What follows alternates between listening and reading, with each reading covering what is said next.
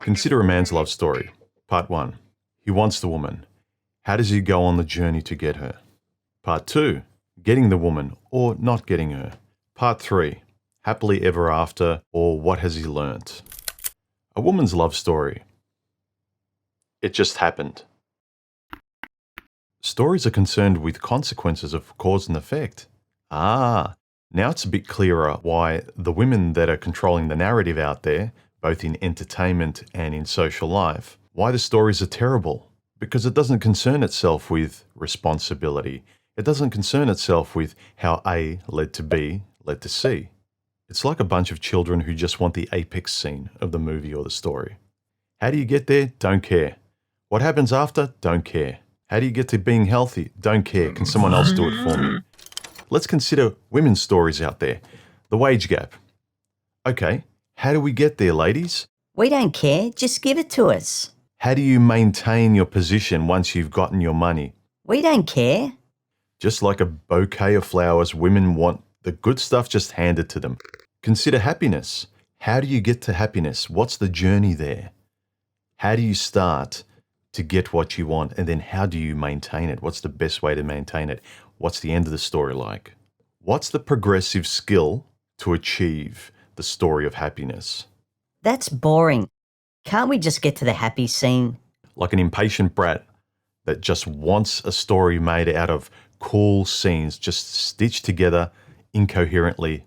How they get there is usually up to somebody else or magic, and what happens afterwards is not their problem. Sure, the climactic scenes are the height of emotion, but there's this satisfaction of the journey to get there and the satisfying resolution afterwards. And I think this is an underlying reason for women's general dissatisfaction because of their own lack of interest to make this story real. One of the largest story structures in a man's world is the hero's journey. The man who goes out and learns life lessons, cause and effect, right and wrong, and comes back a better person later, comes back to the tribe, to his world, and moves forward into the second half of his life, benefiting from this journey he's been on, where he's learnt all these lessons, where he's matured. But consider a woman's hero's journey today. There is no lessons. She doesn't go out there learning anything, and she doesn't come back, coming back to something or someone. Our culture is just nodding in agreement to women's stories in movies, in love, in relationships, in life. The rational and satisfying structure of a good story produces feelings.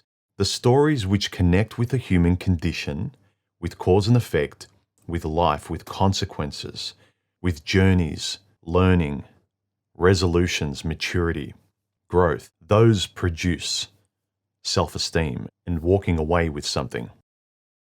Women are just bad storytellers because they don't like responsibility, and stories revolve around cause and effect, consequences, responsibilities, lessons learnt, failures, picking yourself up, humility, maturity. Consider this story today. My husband struck me.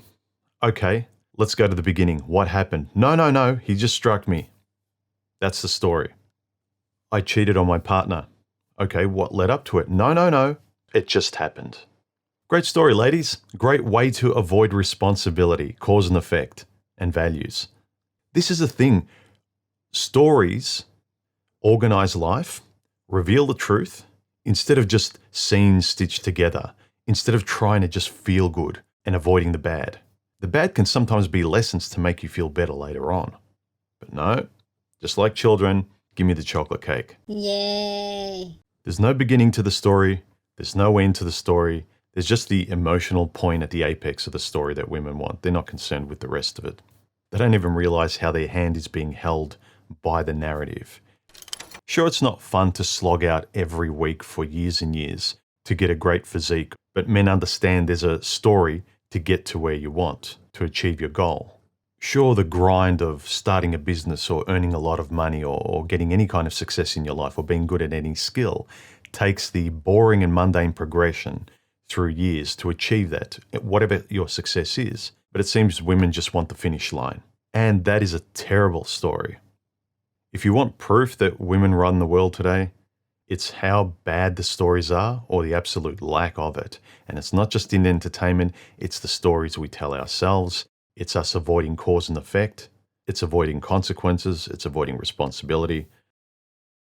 I was just thinking about the correlation between bad stories in movies, people not reading, and the disappearance of stories, not just as entertainment, but as ways of organizing ourselves as better people, of learning and making sense of our world and how we relate to each other. It goes a lot deeper than just the purple-haired people ruining Star Wars and Ghostbusters. It's women being in charge of the stories out there and the lack of good moral lessons because there is no story and how that affects our lives. Let me know your thoughts in the comment section, guys. Am I overthinking this? Join, subscribe, like, and comment below, and I'll catch you in the next video. Bye, guys.